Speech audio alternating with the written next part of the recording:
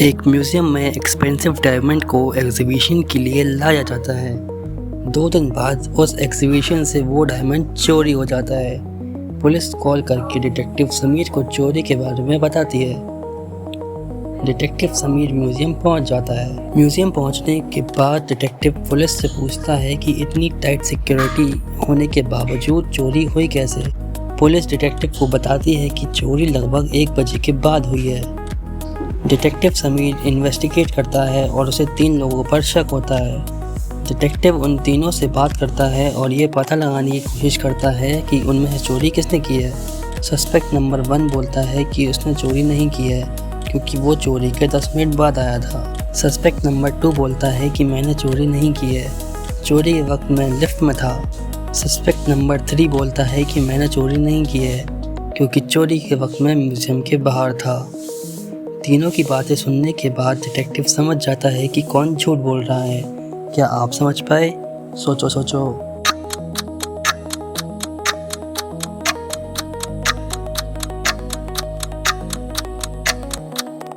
जिसने चोरी की है वो सस्पेक्ट नंबर 2 है क्योंकि उसने बोला कि वो लिफ्ट में था, पर लिफ्ट तो अंडर मेंटेनेंस है।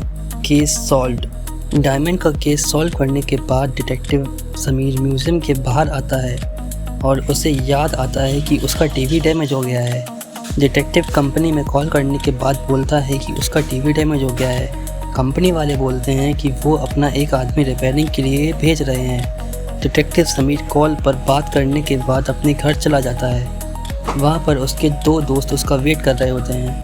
डिटेक्टिव उनसे बोलता है कि तुम लोग वेट करो, मैं चेंज करके आता हूँ। ये बोलकर डिटेक्टिव अपने मोबाइल को टेबल पर रखकर रूम में चला जाता है। इतने में कुछ टूटने की आवाज़ आती है और डिटेक्टिव वापस आकर देखता है कि उसका मोबाइल ज़मीन पर टूटा डला हुआ है। डिटेक्टिव अपने फ्रेंड से पूछता है कि मेरा मोबाइल किसने तोड़ा।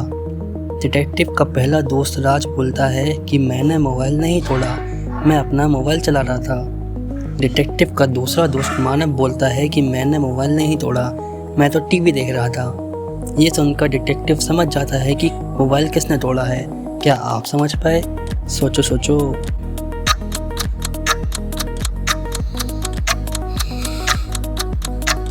डिटेक्टिव का मोबाइल मानव ने तोड़ा है क्योंकि उसने बोला कि वो टीवी देख रहा था, पर टीवी तो डैमेज है।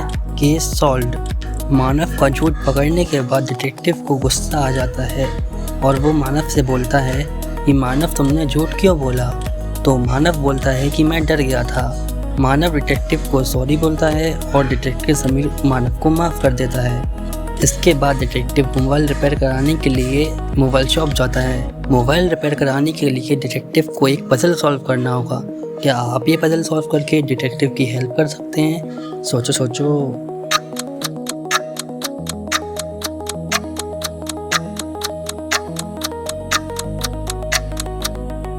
इस पजल का आंसर होगा 5। इन तीनों पजल में एक ही वैल्यू 1 है, इसलिए इसका आंसर होगा 5। डिटेक्टिव अपना मोबाइल रिपेयर कराने के बाद मोबाइल शॉप से बाहर आ जाता है और तभी उसके दोस्त मानव का उसे कॉल आता है।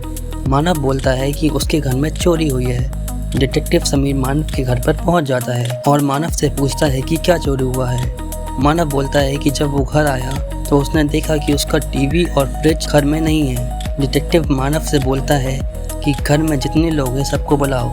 मानव बोलता है कि जब मैं घर पर नहीं था तब सिर्फ 2 लोग घर में थे, एक गार्डनर और एक कुक।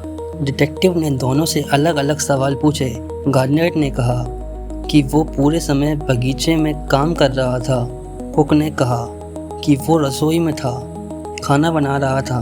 डिटेक्टिव ने घर की जांच की और पाया कि खाना तो बना ही नहीं है। इससे उसे समझ आ जाता है कि कुक झूठ बोल रहा है।